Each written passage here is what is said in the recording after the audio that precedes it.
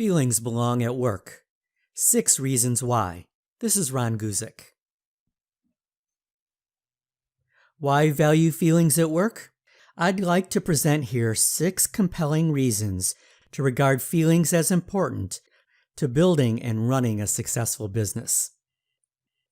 If you are still relying on the old super rational approach to all workplace issues, I hope you will give these ideas a chance to persuade you that there may be a better way, and that bringing feelings constructively into your workplace can definitely be a plus.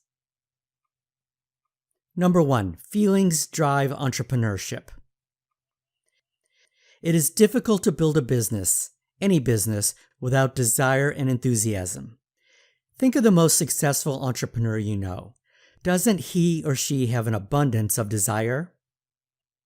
In this light, it's extremely useful to discern what projects or combinations of people fire you with enthusiasm and which leave you drained. This awareness will help guide you in stoking your own level of passion for the work you do.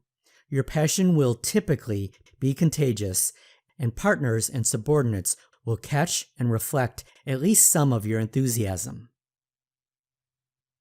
Number 2, skill with emotions helps build relationships and consequently your business. When we talk about wanting to hire someone with people skills, what we are really asking for is someone who could deal with other people's emotions. The customer who explodes, the supplier who is sluggish, the employee who is just down that day. In his bestseller, Emotional Intelligence, psychologist Daniel Goleman has outlined 5 domains of being smart with emotions that contribute greatly to personal success, both at work and home. 1. Knowing your emotions. 2. Managing your emotions. 3. Motivating yourself. 4. Recognizing emotions in others.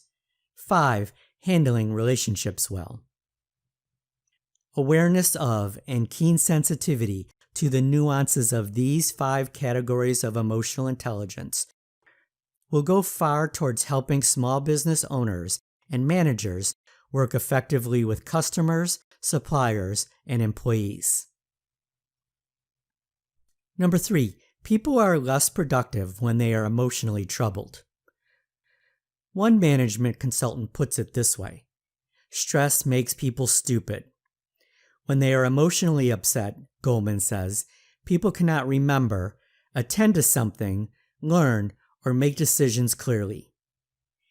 He asks his readers to imagine the consequences for a working group when someone is unable to keep from exploding in anger or has no sensitivity about what people around him are feeling.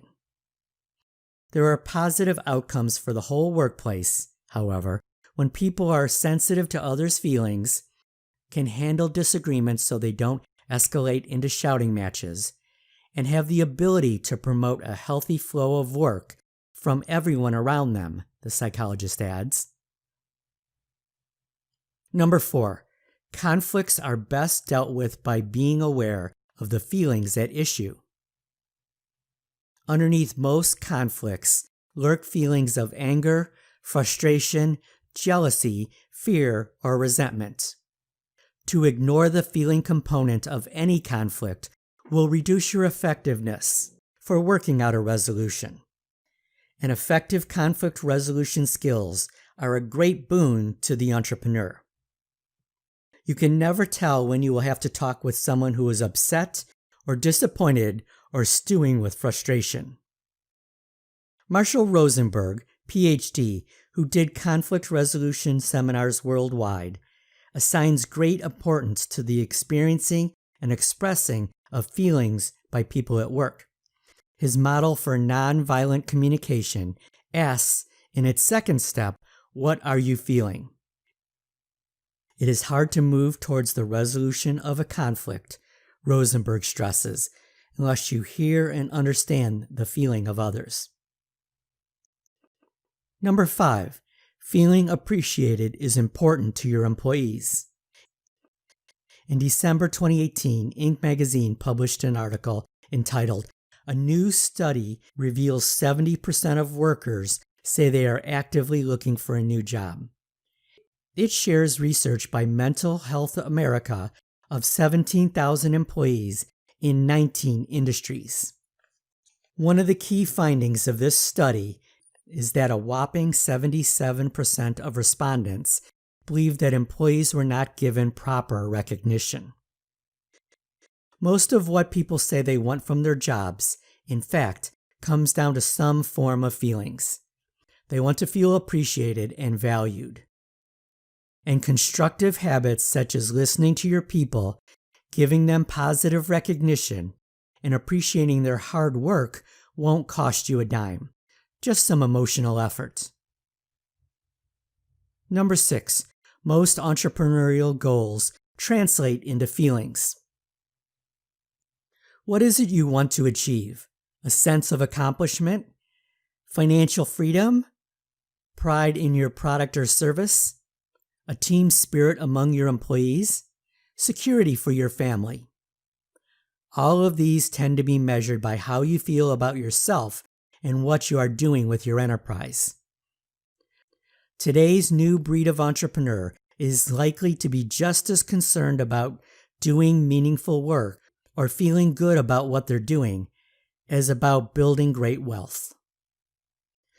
So, to develop a workplace where feelings are off limits, never expressed, discussed, or brought into your planning is like taking the thermostat off the wall because you don't like the temperature level it happens to be displaying. Feelings are there and have impact whether you discuss them or not. And smart entrepreneurs will realize this and bring feelings front and center into the workplace.